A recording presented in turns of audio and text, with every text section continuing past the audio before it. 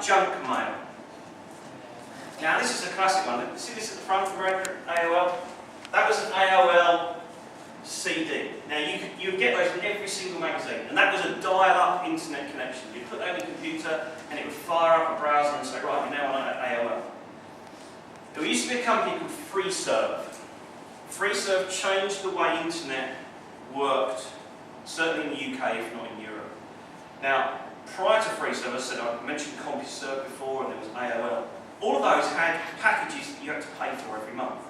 And then on top of that, you paid to dial up on your phone to access the internet. FreeServe came along, and guess what? They didn't charge a penny. And all of a sudden, everyone started going, oh, FreeServe, let's all charge FreeServe.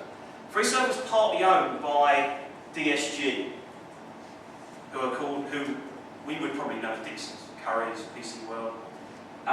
They became so successful, they floated them off in 2001. And this company that had gone from nothing had a market valuation of close to £1 billion within the space of a year. Now back in the 2000-2001, it was absolutely irrelevant what companies were. Absolutely irrelevant. You could have companies that had revenues of something in the region of 50 million, 100 million, being valued at about $1 billion. Complete farce.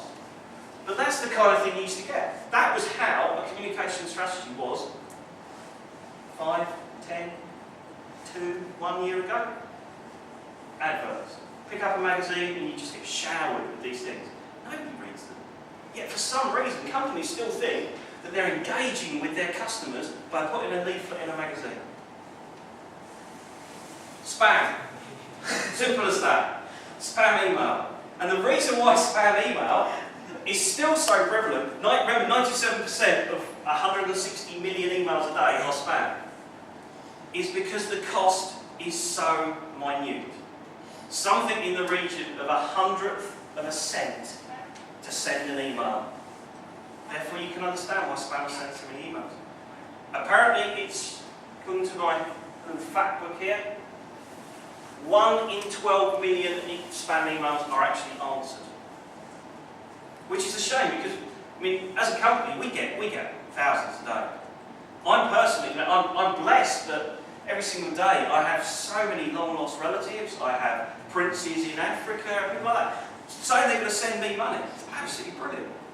They never answer my email when I send it back though. But some people will send details through. But spam isn't all about fraud and things like that. It's about unwanted email. It's about non-permission marketing.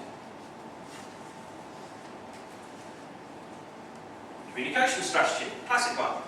Put your details on the side of the van, drive your van at 90 miles an hour, and hope that people somehow have got some kind of special eyes that can see exactly what you're doing, and then they'll write that down. One of the ones I love, I absolutely love it, and my background is I actually write about football, and I write about the economics of football and the commercialisation of football. I love the adverts you see around the side of football pitches. And the classic one of those, and you've probably never seen it, but if you see a football match now, you'll see it, I guarantee it, is a company called Raynham Steel. Now Raynham Steel make steel. They make steel fabricated girders. But at the biggest football matches, internationals, doesn't matter what you call it, you'll see behind the goal a sign. It says Raynham Steel. Is that Raynham Essex? Raynham Kent? Raynham Pennsylvania? It just says Raynham Steel. No other contact details, just Raynham Steel. They think that's a great advertising slogan. They think it's brilliant. But are the public the ones sitting at home on telly thinking, do you know what? I need to get a steel girder. So guess what? I'm going to ring Raynham Steel. But of course, then you've got the problem with, is it Raynham Essex? Raynham Kent? And actually, they don't even have a website.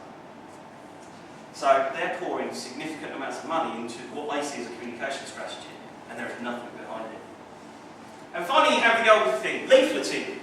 We all love being leafleted. We all love the fact that these people come up to us in the street, throw things in our hand. That, to some companies, is a communication strategy. And I summarise those 4 things as something called supply push. I am a supplier, and I am pushing my message out to you. I do not care if you want to hear it or not. I'm going to push it out to you. And the more times I push it out, in theory, the more times you're going to hear me,